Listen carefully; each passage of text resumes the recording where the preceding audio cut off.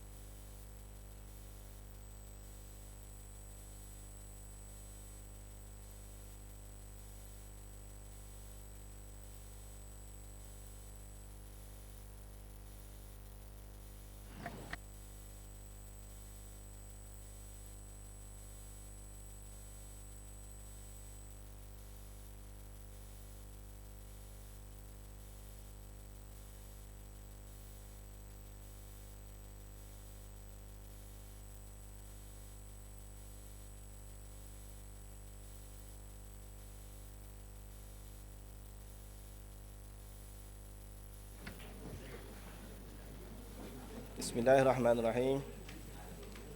Assalamualaikum warahmatullahi wabarakatuh. Bahagia Datuk Banda, ahli majlis, ketua-ketua jabatan, pengarah jabatan, tuan-tuan dan puan-puan, sama-sama kita mulakan mesyuarat kita pagi ini dengan bacaan umum kitab Al-Fatihah.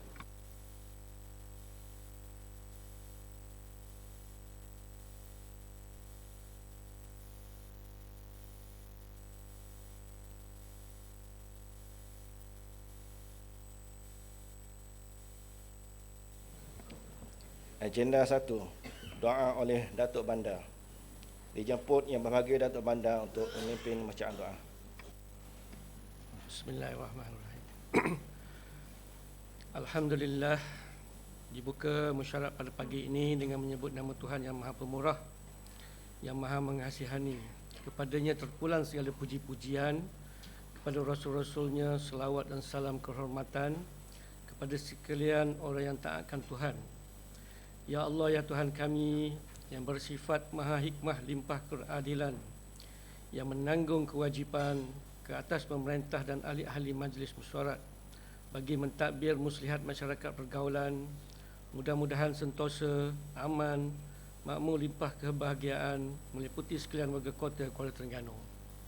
Ya Allah, ya Tuhan kami sekalian hamba-Mu yang diperkenan menjadi ahli majlis Bandaraya Kuala Terengganu menyempurnakan kewajipan yang diamanahkan terutama bagi Bandaraya Kuala Terengganu dan rakyat sekaliannya. Ya Allah, ya Tuhan kami, berkat-Mu kami berhimpun.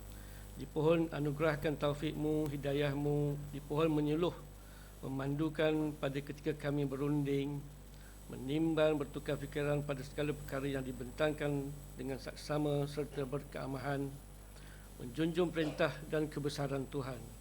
Mudah-mudahan berlebih-lebih keamanan, kemakmuran dan kesejahteraan bagi Bandaraya Kuala Terengganu serta penduduk-penduduknya sekalian.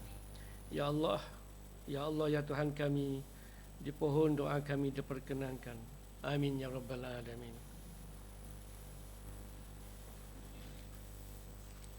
Agenda kedua, ucapan Datuk Bandar. Dijemput Yang Berbahagia Datuk Bandar untuk membuat ucapan.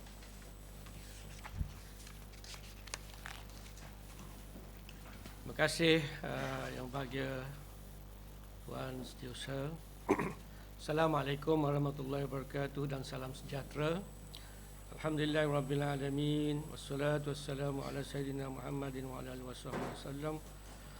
Syukur alhamdulillah, tanpa kita sedar bulan Syawal sudah sampai ke penghujungnya. Sambutan hari raya pada tahun ini begitu meriah sekali setelah 2 tahun kita tidak dapat menyambut hari raya seperti tahun-tahun yang sebelumnya. Syukur dengan nikmat yang diberikan ini kerana kita masih dikurniakan rezeki untuk bersama-sama menyambut dan memeriahkan sambutan hari raya pada tahun ini. Kemeriahan sambutan hari raya pada tahun ini telah terbukti apabila kita dapat lihat tong-tong sampah sentiasa dipenuhi dengan timbunan-timbunan sampah yang luar biasa banyaknya. Alhamdulillah, para petugas kebersihan telah melaksanakan tugas dengan sebaiknya bagi memastikan kutipan sampah dapat dibuat pada waktunya. Pada mesyuarat hari ini, saya ingin memaklumkan beberapa perkara kepada ahli-ahli mesyuarat majlis, iaitu program penyerahan hamper kepada kaki tangan pekerja-pekerja kebersihan yang bertugas sempena ketibaan Hari Raya Aidilfitri 1443 Hijriah yang telah diadakan pada 1 Mei 2022 bertempat di Depo Majlis Bandaraya Kuala Terengganu, Jalan Bukit Kecil, Bandar Baru Pulau Kambing. Majlis tersebut telah dirasmikan oleh Yang Berhormat Pengerusi Jawatankuasa Kerajaan Tempatan, Perumahan, Kesihatan dan Alam Sekitar. Pada ucapan yang disampaikan, beliau memberikan suntikan semangat kepada pekerja-pekerja yang menjalankan kerja-kerja kutipan sampah agar semuanya dapat dilaksanakan dengan sempurna, agar warga bandaraya dapat beraya dalam keadaan selesa walaupun ketibaan Hari Raya Aidilfitri pada tahun ini disambut secara mengejut. Selain itu, kesabaran yang tinggi dari pekerja-pekerja kutipan sampah diperlukan bagi menguruskan sampah-sampah yang meningkat 2 hingga 3 kali ganda pada tahun ini. Ucapan ringkas beliau diakhiri dengan gimik pemberian hamper kepada wakil-wakil pekerja. Ahli mesyuarat yang dihormati, audit keselamatan dan kesihatan pekerjaan Majlis Bandaraya Kuala Terengganu telah dilaksanakan pada 24 Mei 2022 oleh Jabatan Keselamatan dan Kesihatan Pekerjaan Terengganu, Kementerian Sumber Manusia bagi melihat tahap pematuhan peruntukan di bawah Akta Keselamatan dan Kesihatan Pekerjaan AKKP 1994. Encik Muhammad Syukri bin Ibrahim selaku Setiausaha Bandaraya MBKT telah mempengerusikan mesyuarat bagi sesi audit ini dan turut dihadiri oleh pegawai-pegawai MBKT. Pelaksanaan audit ini bagi menjamin keselamatan dan kesihatan pekerja di MBKT agar dapat terus memberikan khidmat yang terbaik untuk MBKT dan warga bandaraya ini. Ahli mesyuarat yang dirahmati, Kejohanan Sukan PBT Malaysia ataupun MALA 2022 akan diadakan pada 2 hingga 5 Jun 2022 bersempena dengan sambutan ulang tahun Bandaraya Ipoh yang ke-34. Pertandingan ini akan berlangsung di Kompleks Sukan Majlis Bandaraya Ipoh. Sebanyak 3 acara sukan yang akan dipertandingkan iaitu bola sepak, dart dan hoki. MBKT yang sememangnya terkenal dengan kehebatan dalam bidang sukan tidak melepaskan peluang menyertai semua acara sukan yang dipertandingkan ini. Pasukan MBKT mempunyai misi menjadi juara buat pertama kali dalam acara bola sepak yang disertai lebih kurang 60 PBT seluruh Malaysia.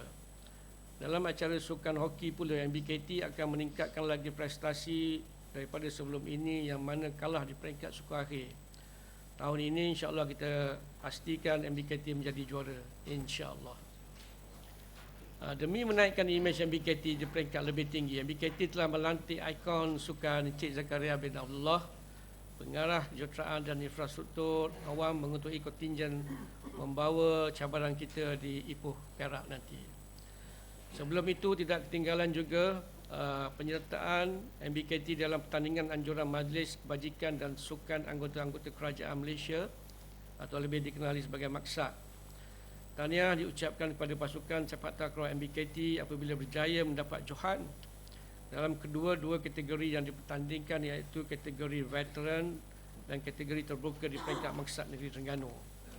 Kejohanan ini telah berlangsung pada 20 Mei 2022 bertempat di Gelanggang JKR Cendering. MBKT turut menjadi pengurus pasukan kesenian Maksat Terengganu bagi Festival Kesenian Maksat Malaysia 2022 yang diadakan di Auditorium RTN Ipoh Perak pada 26 hingga 29 Mei 2022. Seramai 14 orang kaki tangan MBKT yang melibatkan diri dalam acara seperti muzik moden dan juga nyanyian lagu asli. Untuk makluman semua, MBKT dalam menyokong usaha kerajaan negeri dalam penganjuran sukan sutera, di mana ramai atlet MBKT telah mengharumkan daerah masing-masing dalam acara yang ditandingkan. Lebih manis lagi apabila atlet bowling MBKT telah berjaya menjadi olahragawan sukan sutera apabila berjaya memperoleh 3 emas dalam acara sukan tersebut. 7 orang atlet bowling MBKT juga telah terpilih mewakili negeri ke kejohanan tamping Maksat 2022 yang juga akan telah diadakan pada 26 hingga 29 Mei 2022 di Ampan Super Bowl Ipoh Perak. Ipoh Perik Perak. Ahli-ahli mesyuarat sekalian, akhir-akhir ini tersebar luas berita berkaitan dengan cacar monyet ataupun monkeypox virus. Walau bagaimanapun, pihak Kementerian Kesihatan Malaysia KKM telah memaklumkan bahawa risiko virus cacar monyet untuk tersebar di Malaysia adalah rendah, kecuali sekiranya terdapat sejarah bersentuhan dengan haiwan dijangkiti ataupun kontak langsung dengan pesakit wabak itu. Diharapkan kita dapat mengekalkan kebersihan diri yang tinggi termasuk mencuci tangan dengan lebih kerap, mengelak bersentuhan langsung dengan luka pada mereka yang dijangkiti sama ada manusia ataupun haiwan, serta objek yang mungkin tercemar dengan cecair tubuh seperti pakaian kotor yang digunakan orang dijangkiti, dan elakkan daripada bersentuhan dengan haiwan liar atau memakan dagingnya. Sekiranya terdapat simptom-simptom jangkitan, diharap segera mendapatkan rawatan supaya tindakan pengasingan dapat segera dilakukan serta pengesanan dan kuarantin kontak dilaksanakan bagi mengekang penularan cacar monyet. InsyaAllah semoga kita semua dilindungi daripada wabak penyakit yang memudaratkan ini. Akhir kata, sebelum berakhirnya bulan Syawal yang mulia ini, saya ingin mengucapkan selamat Hari Raya, maaf zahir dan batin kepada semua ahli mesyuarat. Perlu diingatkan dalam kemeriahan menyambut Syawal, kita jangan lupa kepada mereka yang kurang bernasib baik. Sekian, wabillahi taufiq wal hidayah. Assalamualaikum warahmatullahi wabarakatuh.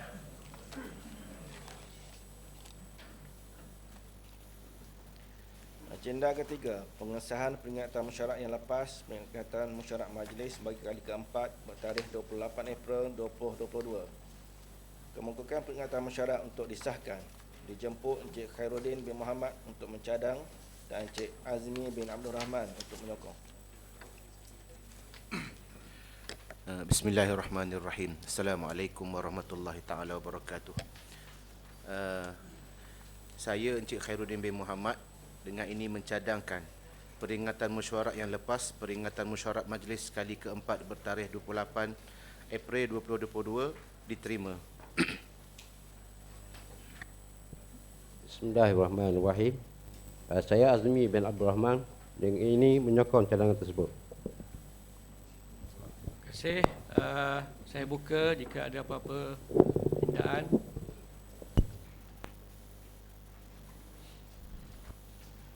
Jika tiada apa-apa pindaan, peringatan mesyuarat ini diterima dan disahkan. Terima kasih. Agenda keempat, pemetangan laporan-laporan, cadangan dan pemakluman jawatankuasa. Agenda 4.1, laporan bilangan 20/2022 dari jawatankuasa penilaian dan pengurusan harta. Dijemput Tuan Haji Muhammad Syafiee bin Taib mengemukakan usulnya dan Encik Chua Kim Huat untuk menyokong usul tersebut.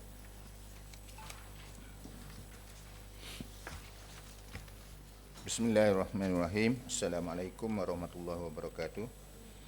Saya Muhammad Syafiee bin Taib mengemukakan usul berbunyi bahawa mesyuarat Majlis Bandaraya Kuala Terengganu yang bersidang pada hari ini membuat ketetapan bersetuju meluluskan laporan bilangan 20/2022 dari Jawatankuasa Penilaian dan Pengurusan Harta yang telah diadakan pada 17 Mei 2022. Sekian. Assalamualaikum warahmatullahi wabarakatuh. Saya Chua Kim Huat dengan ini menyokong cadangan tersebut. Terima kasih. Saya buka bagi apa-apa pindaan jika ada. Jika tiada apa-apa pindaan, peringatan mesyuarat ini diterima dan disahkan. Terima kasih. Agenda 4.2, laporan bilangan 21/2022 dari Jawatankuasa Kewangan dan Pelaburan. Dijemput Tuan Haji Harun bin Saleh mengemukakan usulnya dan Tuan Haji Cik Sulaiman bin Ismail untuk menyokong usul tersebut. Assalamualaikum warahmatullahi wabarakatuh. Saya hormati Datuk Bandar, saya Harun bin Saleh mengukakan usul bahawa mesyuarat Majlis Bandaraya Kuala Terengganu yang bersidang pada hari ini membuat ketetapan bersetuju meluluskan laporan bilangan 20/2022 dari Jawatankuasa Kewangan dan Pelaburan yang telah diadakan pada 18 Mei 2022.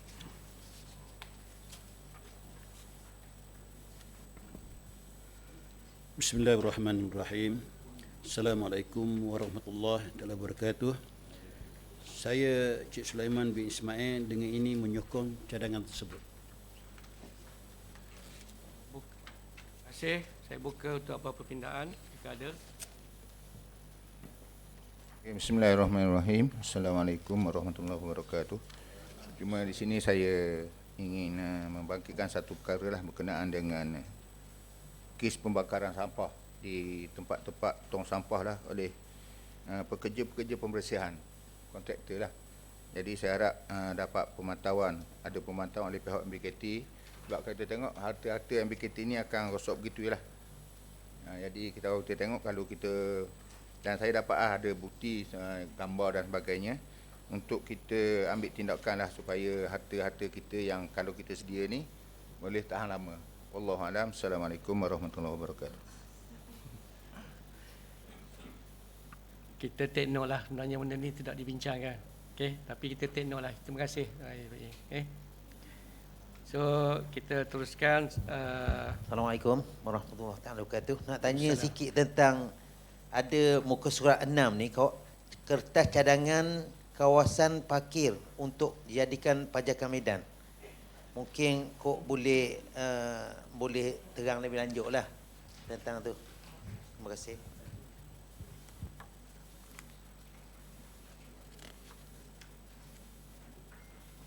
Mungkin pengarah TLK boleh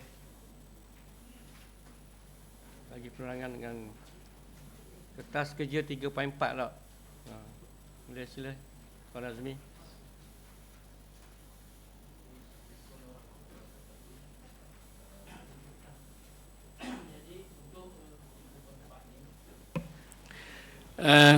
Sebenarnya kita telah kerugian sebanyak 400 lebih 400,000 Sebab dalam keputusan yang dibuat oleh Exco Negeri, bahawasanya kita akan diberi kompaun untuk swasta tu hanya bahu-bahu jalan. Jadi untuk tu kita telah akad baru ni dalam kewangan minta kelulusan daripada ahli majlis supaya kawasan-kawasan tersebut dibuka kepada untuk tender lah, mana-mana tempat tu boleh masuk, sama ada Vista dan juga kontraktor lain.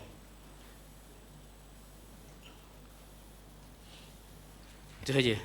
Sebab 2 tahun kita dak kotik kawasan tu. Boleh? Terima kasih. Cuma nak tanya, bukankah tempat-tempat ni masuk tak dengan yang Wista ke tak termasuk lagi? Tak. Gini, keputusan itu bila kita bagi kat itu sebab kita tidak ada pewartaan. Jadi benda berlangsung dalam 2 tahun lebih dah. Bila kita dah nak compound kawasan tu. Jadi kita dah nak compound, dah nak ambil duit, rugi dah kita tu kalau kita lock. Kalau kita buku 2 tahun ni, kalau Vista nak masuk, Vista masuk dengan harga dengan kota-kota lain. Sebab kalau kita lock gitu, 1,000 lebih rugi tu. Mana kita akan tertanggung semua. Kalau dia nak masuk, dia masuk sama-sama orang lain. Itu tujuan kita, sebab kalau kita lock ini, kita rugi je. Itu saja. Sebenarnya ginilah, simple je, basis je, kawasan-kawasan yang 5 kawasan yang dimaklumkan tu sebenarnya tidak termasuk dalam kawasan Vista. Jadi kita telah membuat keputusan untuk kawasan-kawasan tersebut dijadikan sebagai medan tempat letak kereta kita. Jadi segala hasil-hasil itu direct kepada kita lah, bukan kepada Vista. Sebab Vista kalau ikut keputusannya cuma untuk bahu-bahu jalan sahaja. Jadi kalau dia nak bid, dia boleh masuk sebuah harga lah. Vista pun boleh masuk sebuah harga macam sebagaimana pengusaha-pengusaha lain lah. Itu je. Okey. Okey, kita sahkan peringatan ni. Teruskan. Terima kasih. Agenda 4.3, laporan bilangan 2022, Palang 2022 dari Jabatan Kuasa Kebersihan, Keindahan dan Lalu Lintas. Dijemput Tuan Haji Tuan Cik bin Tuan Muda mengemukakan usulnya dan Encik Muhammad Azrin bin Muhammad Aris Layas Muhammad Aziz untuk menyokong usul tersebut. Bismillahirrahmanirrahim. Assalamualaikum warahmatullahi wabarakatuh. Yang berbahagia Datuk Bandar dan sidang hadirin sekalian. Saya Tuan Cik bin Tuan Muda dengan ini mengemukakan bahawa mesyuarat Majlis Bandaraya Kuala Terengganu yang bersidang pada hari ini membuat ketetapan bersetuju peringatan mesyuarat Jabatan Kuasa Kebersihan, Keindahan dan Lalu Lintas 22/2022 yang telah diadakan pada 18 Mei 2022 diterima.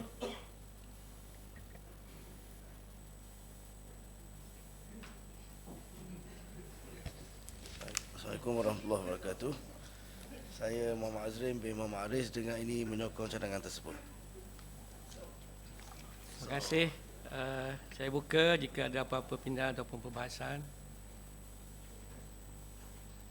Okey, jika tidak ada apa-apa pindahan, peringatan mesyuarat ini terima dan disahkan. Terima kasih. Agenda 4.4, laporan bilangan 23 Palang 2022 dari Jabatan Kuasa Pengurusan Caj Pemajuan. Dijemput Tuan Haji Muhammad Isham bin Ma'ali mengemukakan usulnya dan Encik Muhammad Nordin bin Mahmud untuk menyokong usul tersebut.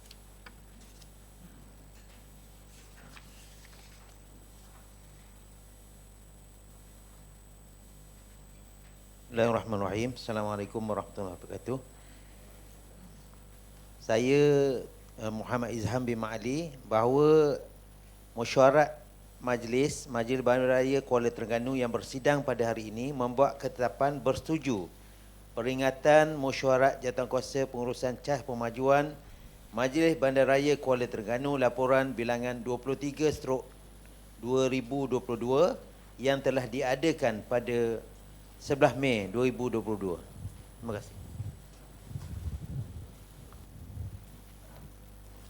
Assalamualaikum warahmatullahi wabarakatuh. Saya Muhammad Nordin bin Mahmud dengan ini menyokong cadangan tersebut. Terima kasih. Terima kasih Saya buka sekiranya ada apa-apa pertanyaan, pindaan atau pembahasan.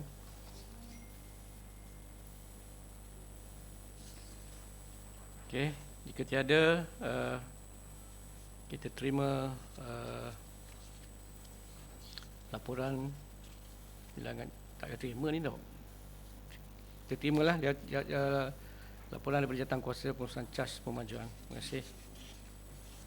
Terima ke? Silai. Agenda 4.5, laporan bilangan 24/2022 dari Jawatankuasa Pusat Setempat OSC dijemput Tuan Haji Ramli bin Ismail untuk mengemukakan maklumat. Bismillahirrahmanirrahim. Assalamualaikum warahmatullahi taala wabarakatuh. Yang berbahagia Datuk Bandar, Tuan SU dan seluruh ahli majlis.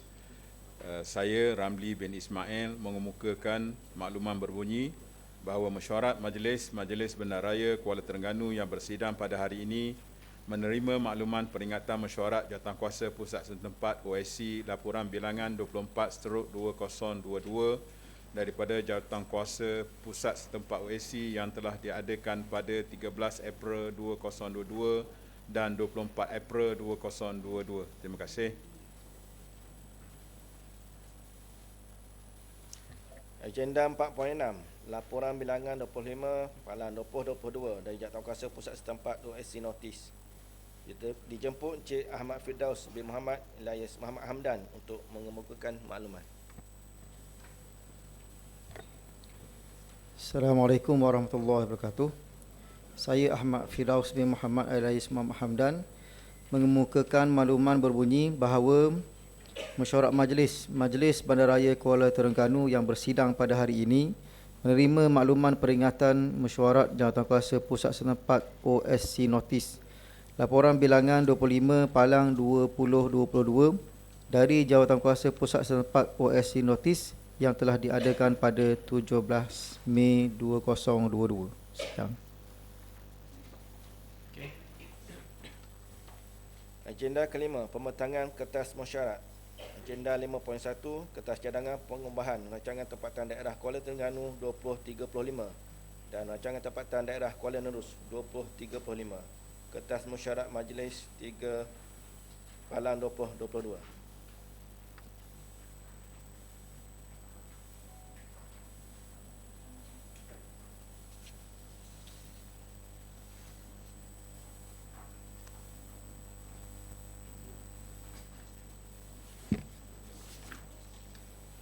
Sebelum pembentangan kertas mesyuarat dimulakan, mesyuarat majlis ditukar menjadi jawatankuasa bagi membolehkan kertas mesyuarat majlis bilangan 3/2022 dibincangkan secara terperinci.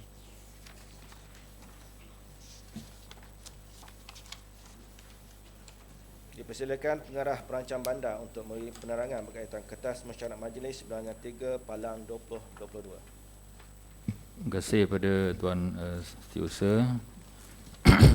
Bismillahirrahmanirrahim. Assalamualaikum warahmatullahi wabarakatuh dan salam sejahtera yang dihormati lagi dikasihi Datuk Bandar, yang berusaha Tuan Setiausaha, yang dihormati juga pada ahli majlis, tuan-tuan dan puan-puan. Hari ini kita ada satu paper yang kita boleh kata agak bersejarah sebab first time kita angkat untuk persetujuan daripada mesyuarat majlis hari inilah, iaitu tentang cadangan untuk kita buat pindaan atau pengubahan kepada rancangan tempatan daerah Kuala Terengganu 2035 dan rancangan tempatan daerah Kuala Nerus 2035. Jadi next, tujuan hari ini kita angkat kertas adalah untuk dapat persetujuan seperti mana peruntukan undang-undang semasa. Kita memang sebarang penyediaan dan pengubahan kepada rancangan tempatan itu kena bermula di sini dulu. Maknanya persetujuan daripada mesyuarat majlis baru kita boleh angkat ke peringkat kerajaan negeri melalui mesyuarat jawatankuasa perancang negeri lah yang pengurusikan oleh MB sendiri. Jadi yang ini adalah proses pertama lah kita angkat untuk persetujuan mesyuarat. Latar belakang Boleh tayang slide dah. Ni apa tu? Slide saya, bukan report, slide.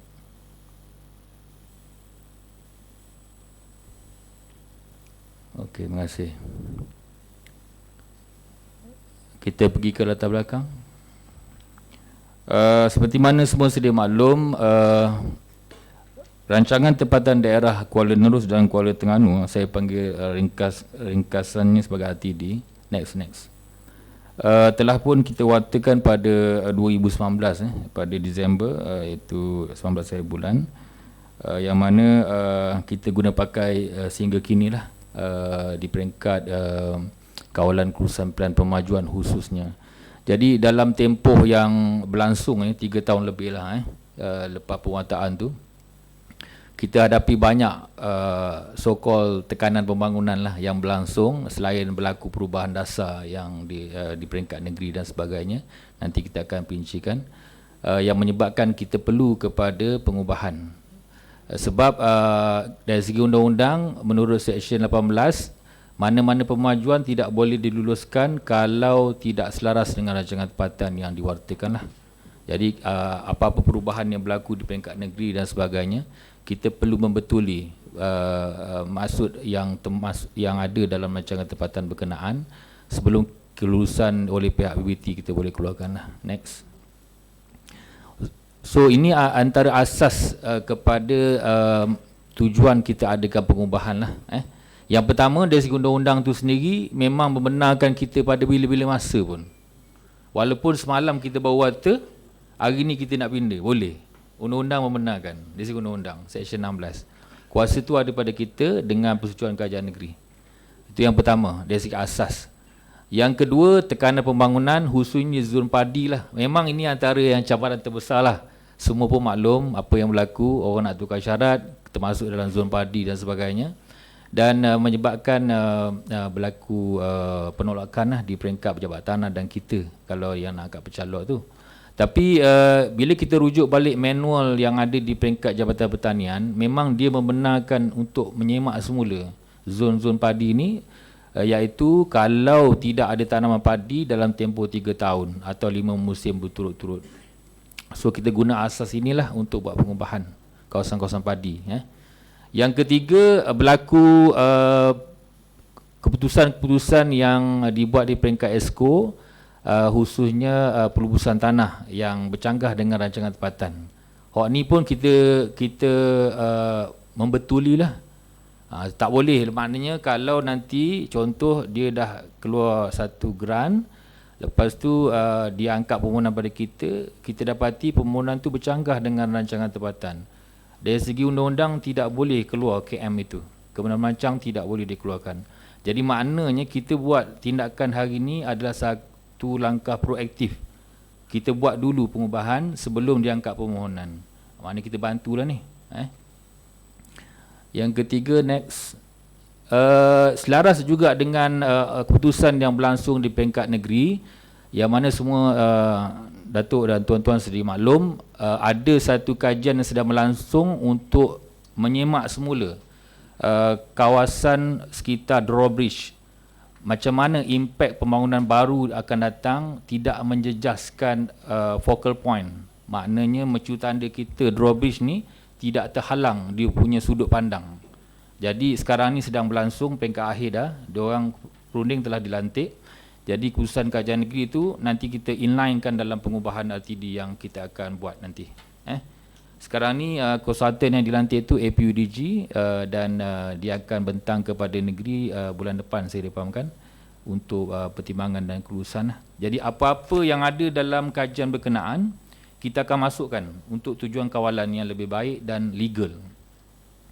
Yang keempat, berlakunya nyah wata hutan simpan belara 2,000 hektar lebih.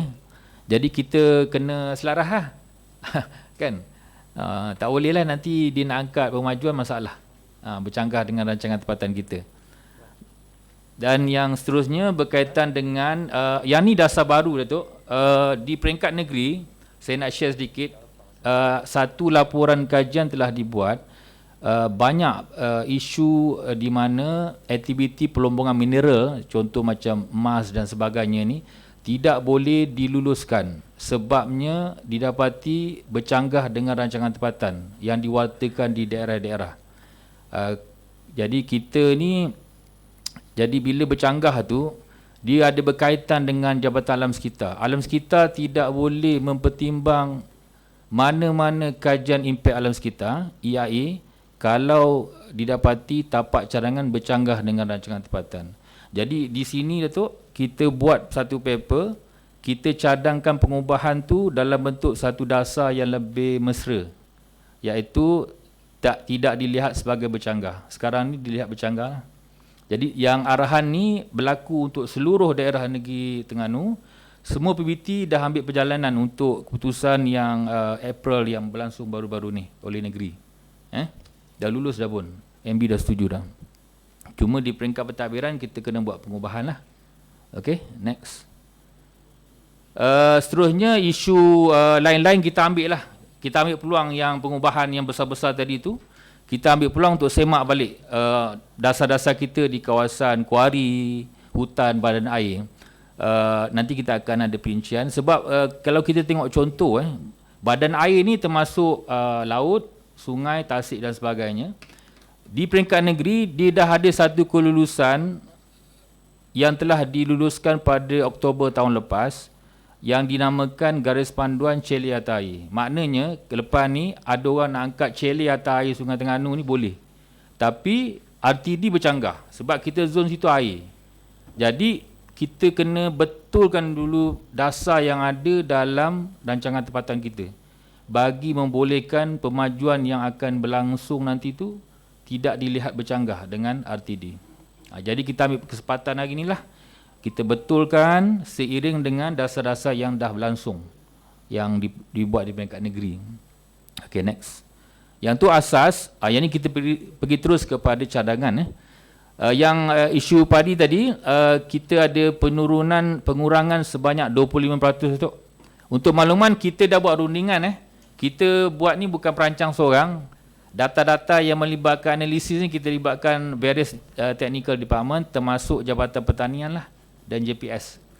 Jadi asas kita mudah saja.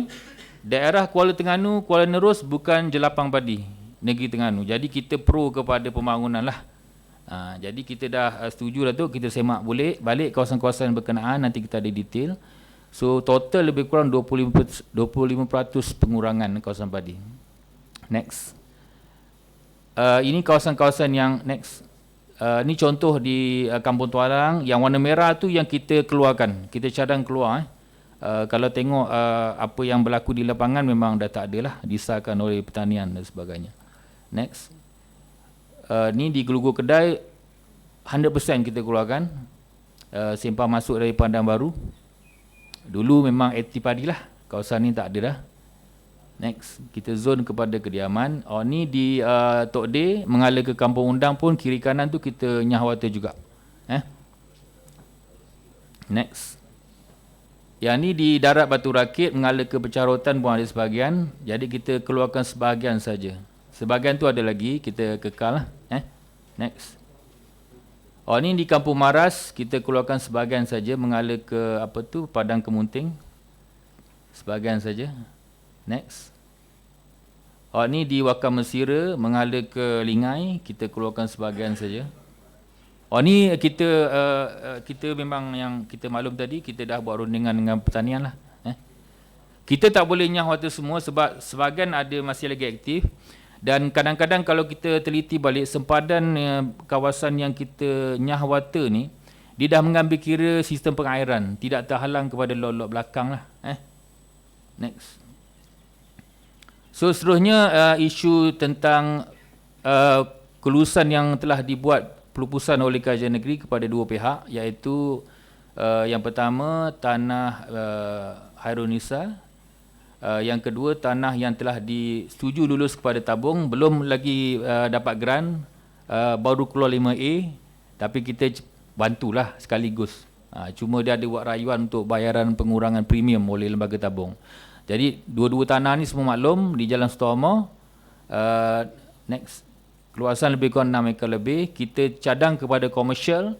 So kawasan ni kita beri peluang 6 tinggi ni, 100 unit seekar. Maknanya kalau biasa Haji Romli pecah lot tu seekar boleh dapat 6. Hari ni saya beri 100 rumah seekar. Maknanya boleh pergi tinggi lah. Maknanya ni kalau betul-betul arkitek pandai design boleh pergi 30 ke 40 tingkat. Kita beri tinggi sebab dalam bandar kan. So dia punya kos tanah tu kita dah ambil kira lah. Contoh maknanya bah. Betul Mak? Oh tu tak ada dalam skrip tu. Jadi yang ni di Tanah Hairunisa 2 ekar lebih. Jadi kita cadang untuk komersial lah. Next.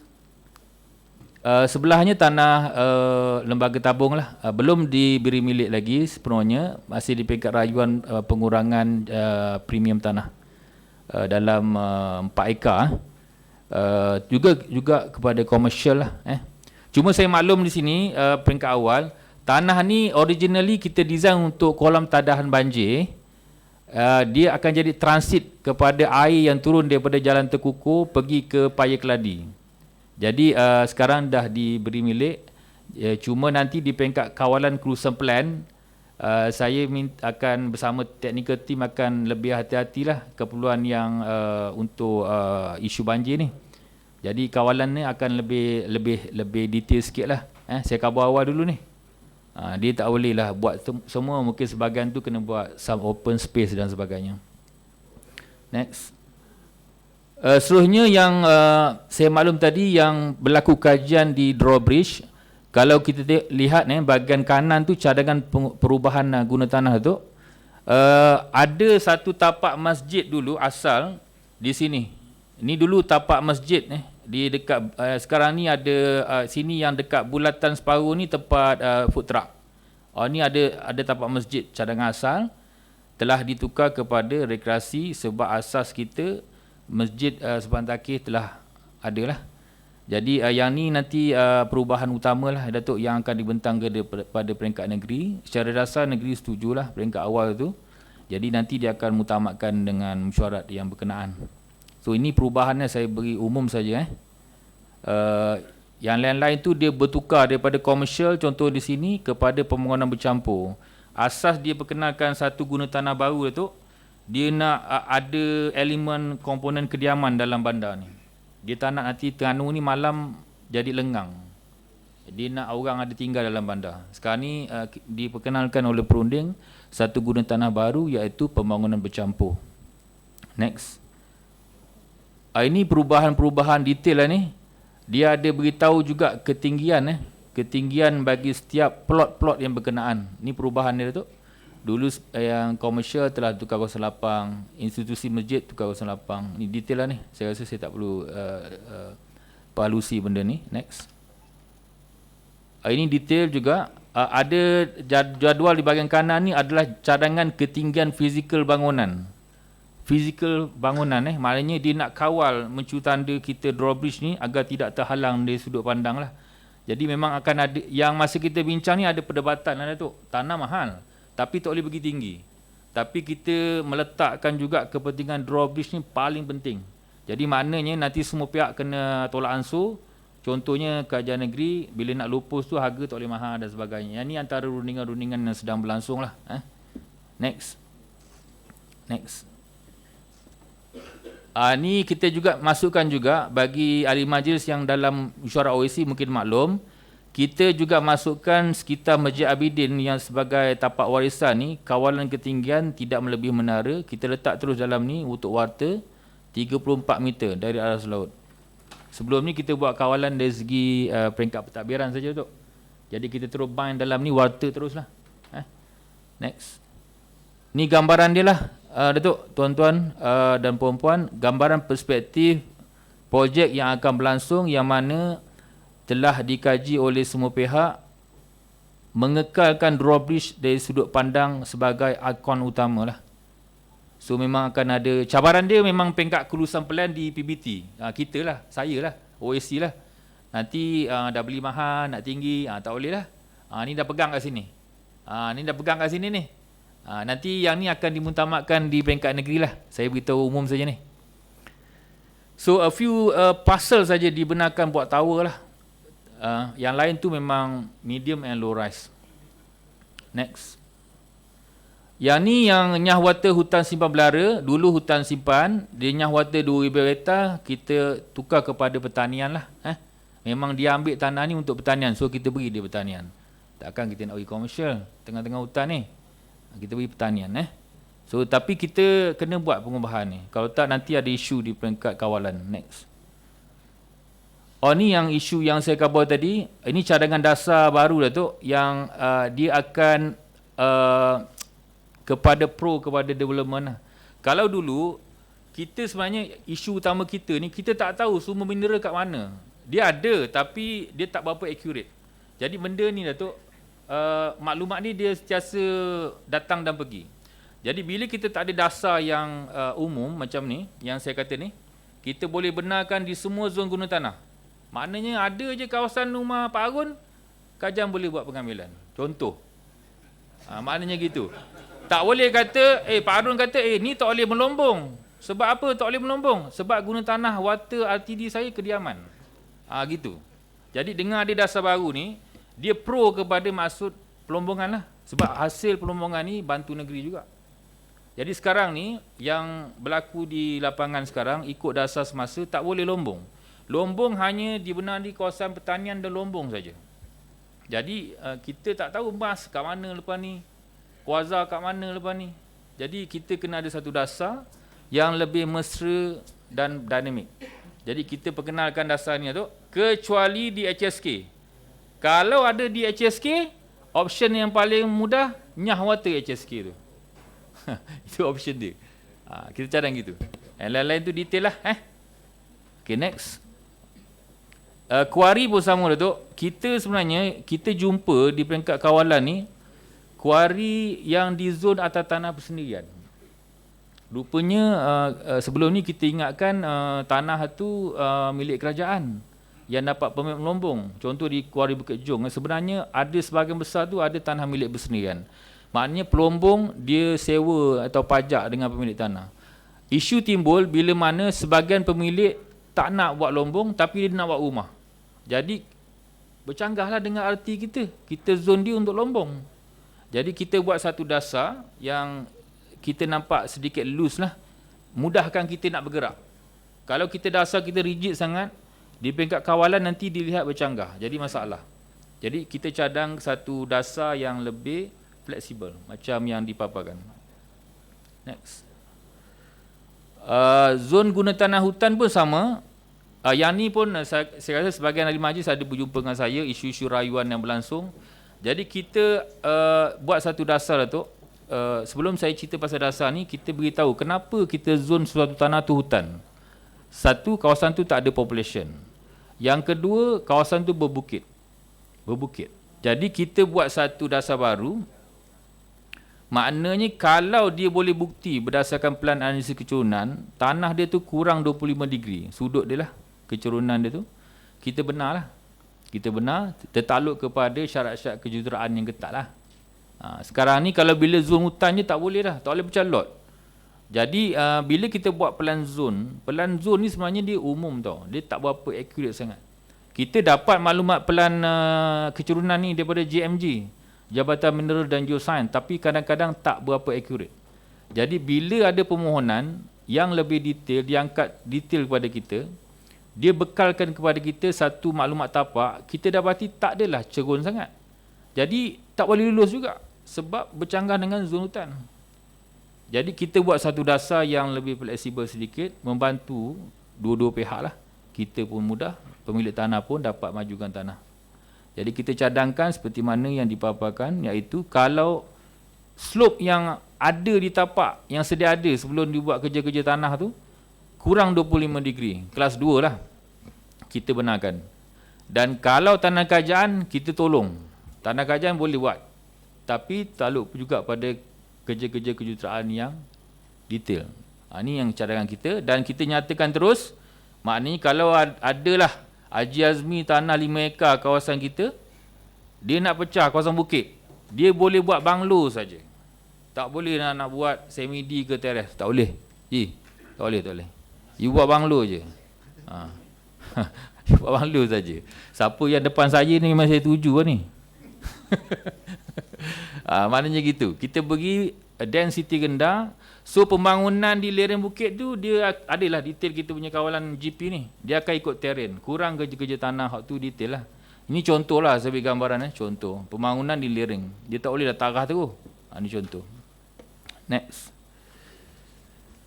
Okey, di badan air pun masalah. Kita buat tambah baik. Kalau tak dulu ada permohonan nak buat chalet atas air, kita tolak lah. Sebab apa? Dasar kata badan air ya.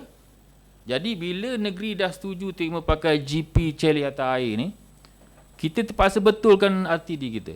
Jadi kita pun cadanglah seperti mana yang tertera. Kita benarkan semua guna tanah tapi dibuat secara hati-hati. Keutamaan hanya pada projek berimpak tinggi atau menerapkan amalan-amalan pengurusan terbaik yang kondusif dan mesra alam. Contohlah kita hari tu baru-baru ni ada viral tentang yang anak lemas kan di chalet rakit tu kan. Kita tak tahu status dia tapi trend ni dah mula berlaku banyak di luar, sungai-sungai di luar Terengganu ni banyak dah orang buat chalet.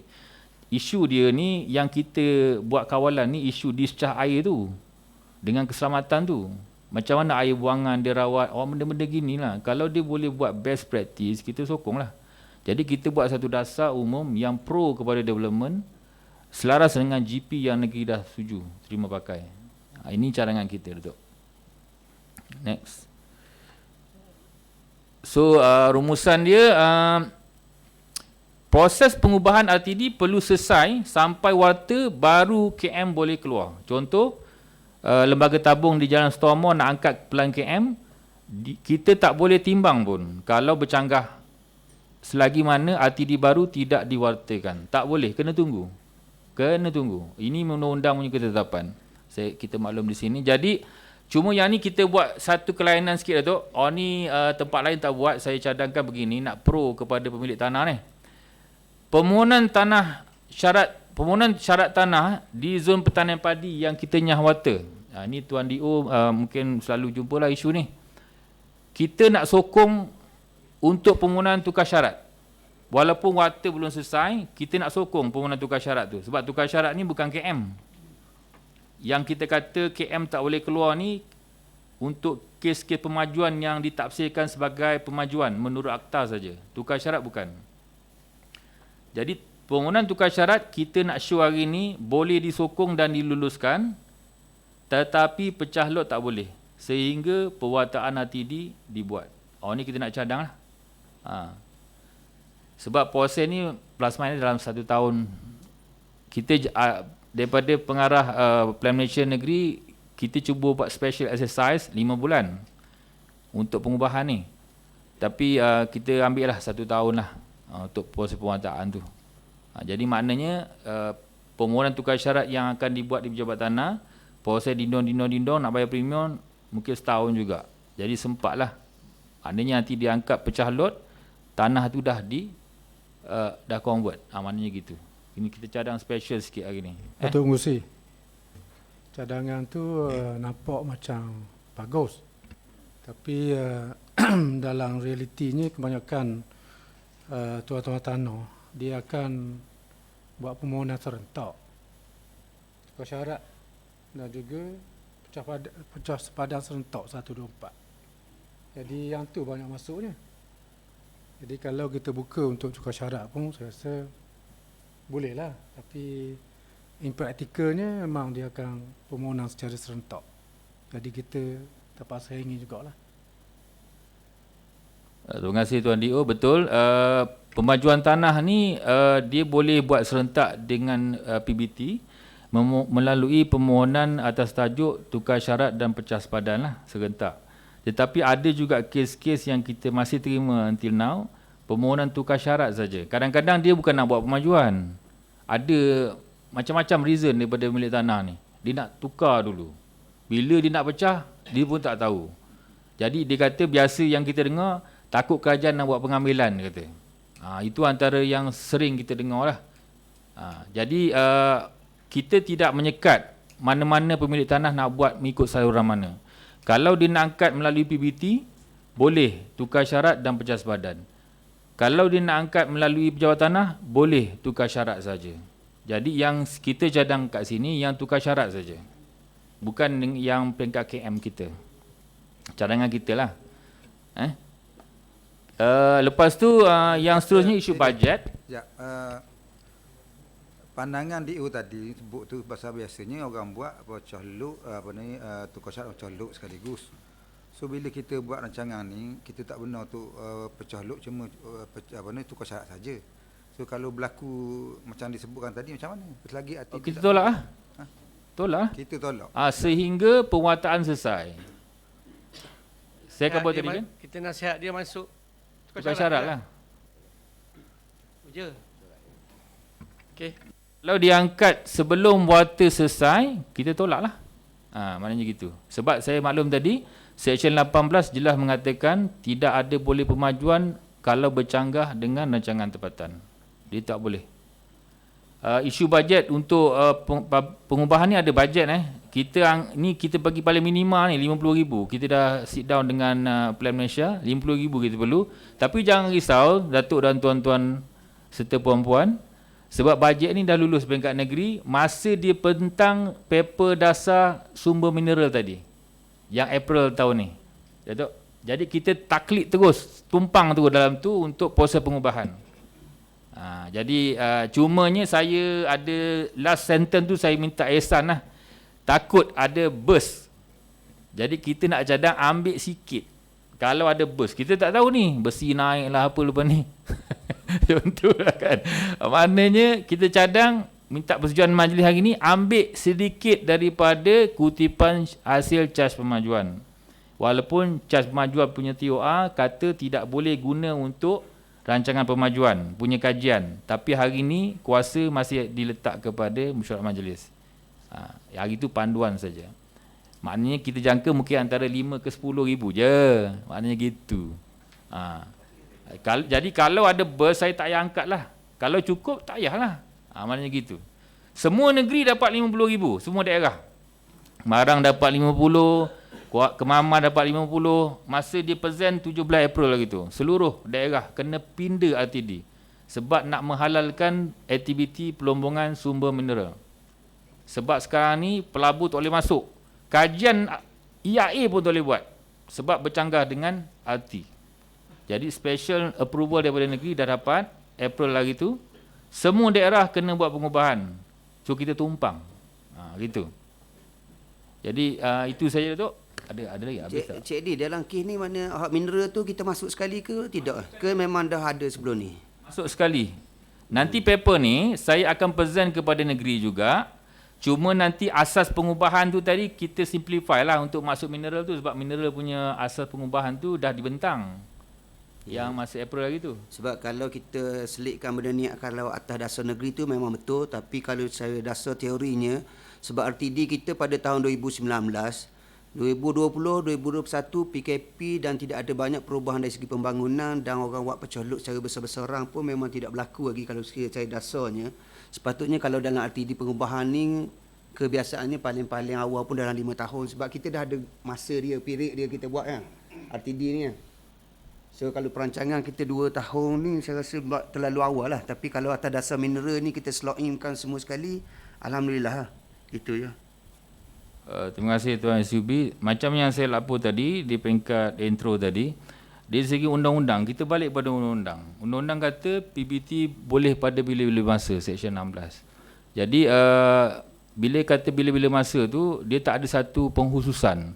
Mesti 5 tahun ke 3 tahun dan sebagainya. Itu satu. Yang kedua, kita dah keluarkan kita punya asas pengubahan tadi itu, yang tanah-tanah Hairul Nisa, isu padi, kita tumpanglah sekali. Kalau tak nanti, exercise 50,000 yang untuk mineral tu, isu dia yang kos mahal tu bukan pasal term mineral tu, proses RTD tu yang mahal. Iklan, roadshow, mesyuarat, bengkel, kos tu. Jadi kalau kita buat sekali, kita buat pameran sekali, semua kita buat pengubahan. Jadi kita jimatlah. Itu asas kita nak tumpang ni. Tapi kita serah pada mesyuarat lagi ni. Semua memang kena dari sini dulu. Kalau hari ni setuju, kita jalan. Tak setuju, tunggulah. Maknanya option satu lagi, contohlah lembaga tabung datang untuk permohonan KM. Kita akan show tolak dalam mesyuarat jawatankuasa OAC, tapi kita boleh angkat kepada negeri untuk pengubahan that particular lot saja. Boleh gitu. Satu-satulah kita bergerak. Gitu. Jadi yang ni kita nak ambil peluang. Isu masa kita daerah Kuala Terengganu ni memang tak boleh banding dengan daerah lain. Kita ni permohonan paling banyak dan tekanan dekat permohonan tukar syarat sebenarnya tinggi di kawasan-kawasan padi ni. Sebab permohonan tukar syarat ni dia tak melalui OAC, dia pergi kat pejabat tanah. Jadi memang DO mungkin ada data dia, saya tak pasti, tapi memang permohonan yang bercanggah dengan zon-zon padi memang kita tolak.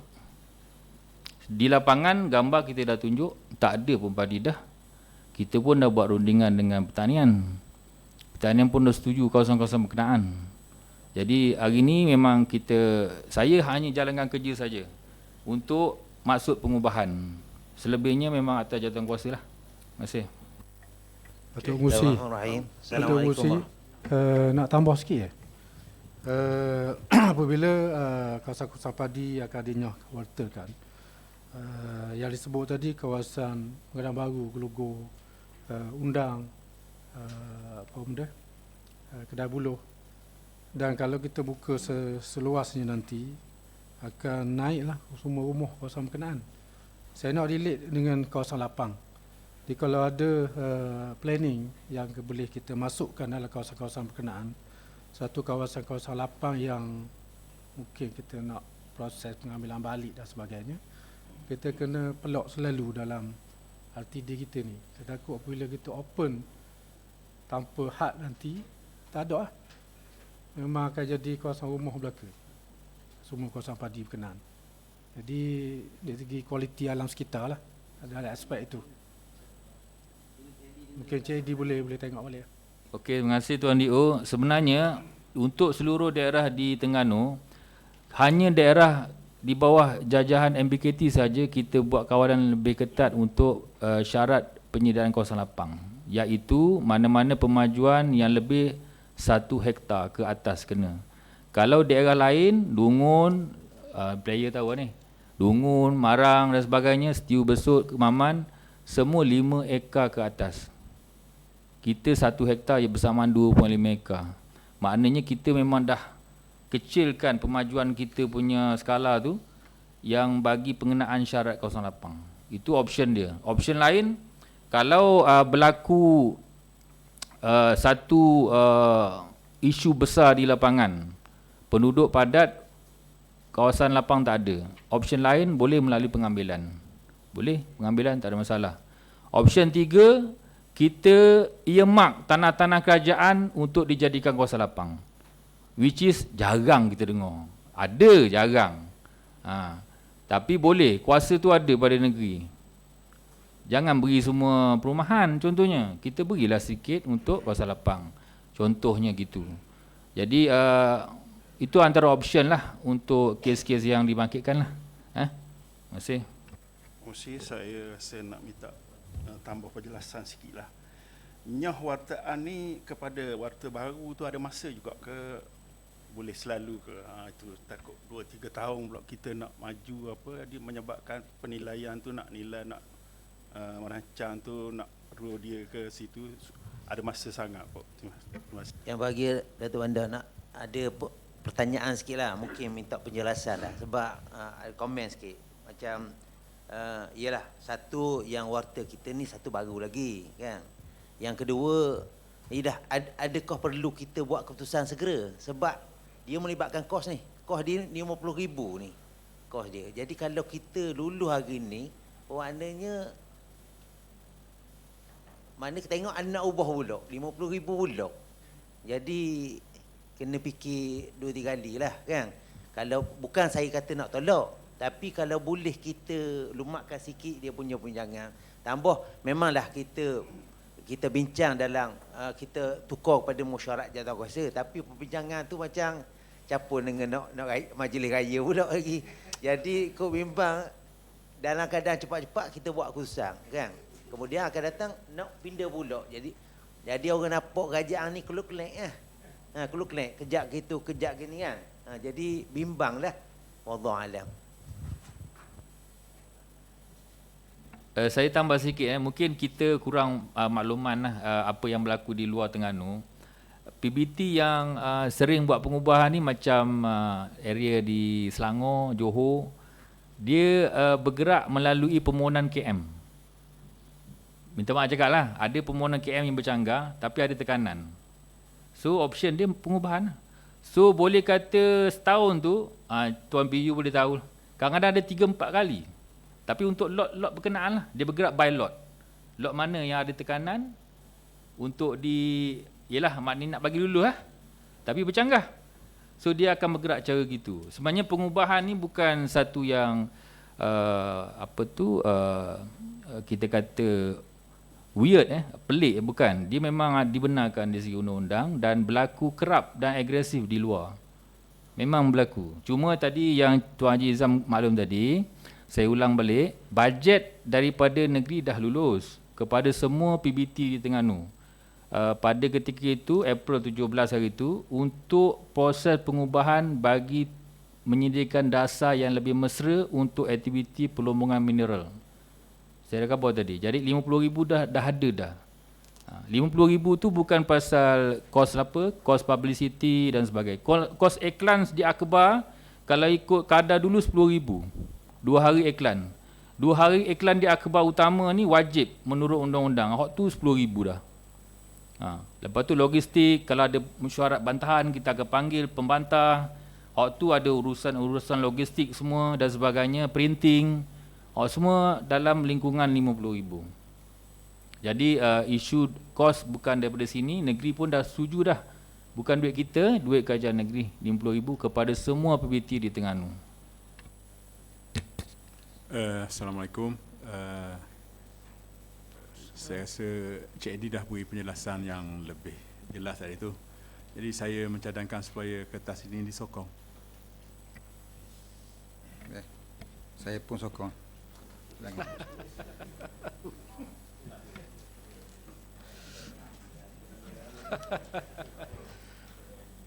Dah berapa belaka sokong ni?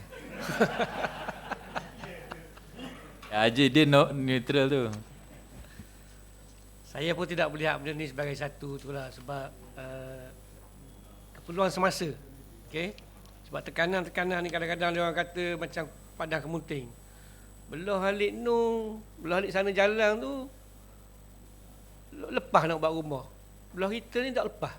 Padahal kita ditutup oleh jalannya. Jadi kita telah buat, macam Cik Edi kata tadilah, kita telah buat pengesahan dengan pertanian semua kan. Kadang-kadang benda tanah tu memang tak buat pun. 3 musim, 5 musim. Jadi dasar pertanian kalau 3 tahun atau 5 musim berturut-turut tak ada aktiviti pertanian, memang dibenarkan kaji balik. Sebab dulu pun sebelum kita buat LTD yang terakhir ni, memang kita tanya dah pertanian, dan pertanian memang mati-mati nak pertahankan kawasan tu as a kawasan zon padi. Kita pun kena mikir juga pasal keselamatan ni, keselamatan security, food security ni. Sebab sekarang ni dengan keadaan perang, dengan keadaan cuaca tidak menentu ni. Tapi alhamdulillah macam Cik Edi kata tadi, kita ni, daerah kita ni bukan kawasan dipanggil lapang padi tau. Jadi kita serah ke orang lain yang masih slow sikit dia punya pembangunan, contohnya setiu, besuk. Jadi hak kita ni bukan kita ambil semua, okay? Tapi macam kita tengoklah, kita kaji dari segi tekanan-tekanan pembangunan tu. Banyak permohonan dalam kawasan tu. Macam saya kata tadi lah, kawasan Kedah Buluh, Padang Kemuting, memang banyak kawasan-kawasan ni jadi permohonan-permohonan untuk dimajukan sebagai kawasan pembangunan lah. Sebab sekarang ni kita tengok rakyat kita pun semakin bertambah lah. Tengok ada kereta atas jalan lah, jadi kita tak boleh nak expect macam dulu jugalah. Sebab tu jam sebab mula ni sebenarnya kereta banyak. Kereta banyak, orang pun banyak, ramai. Jadi kita setuju tak? Okey. Kalau ikut skrip ni, Haji Ramli dah setuju, saya pun tak ada masalah. Jadi kita setuju secara sebulat suara lah. Okey, terima kasih, kita teruskan lah. Ha? Penyokong Encik Nordin. Tadi buat dah dia.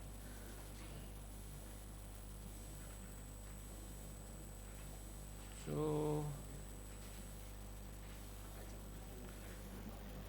setelah pindahan dan perbahasan dijalankan, jawatankuasa ditukar semula kepada syarat majlis.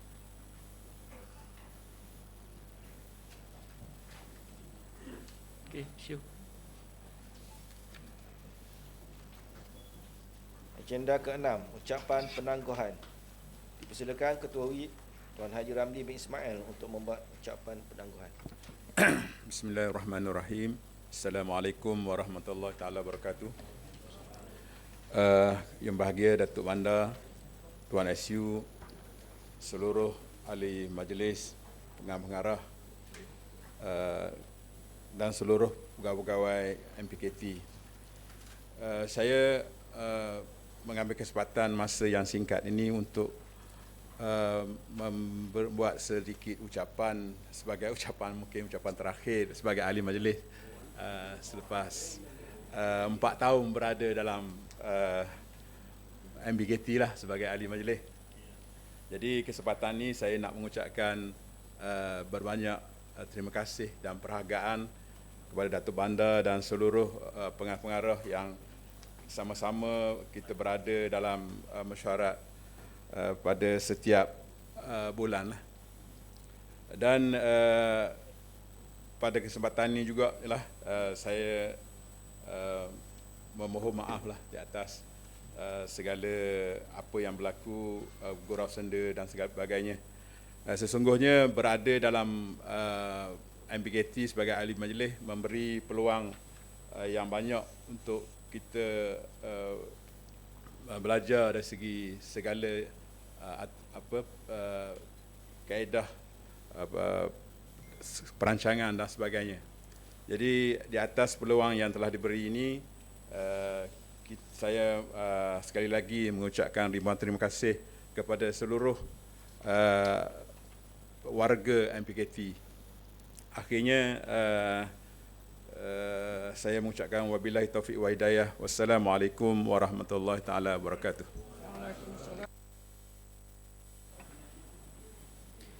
Agenda ke-7, tangguhan mesyuarat majlis. Terima kasih Yang Berbahagia Tuan Setiausaha. Bagi akhirnya lah saya nak ambil kesempatan juga sebab minggu lepas kita telah terima senarai-senarai ahli-ahli majlis yang tidak lagi disambung. Begitu juga dengan senarai bagi mereka-mereka yang disambung. Terusnya lah saya ingin mengambil kesempatan lah bagi pihak Bandaraya Terengganu dan juga semua pengarah-pengarah, SU dan juga pengarah untuk merakamkan ucapan simbolan terima kasih kepada ahli majlis yang telah tidak disambung lagi. Sebenarnya khidmat ataupun peranan tuan-tuan masih kita setujulah ataupun kita masih dengar sebagai seorang warga kota walaupun bukan sebagai ahli majlis. Jadi tuan-tuan boleh komplain, sentiasa komplain. Sentiasa memberi teguran-teguran kepada pengarah-pengarah dan juga MBKT secara amnya lah.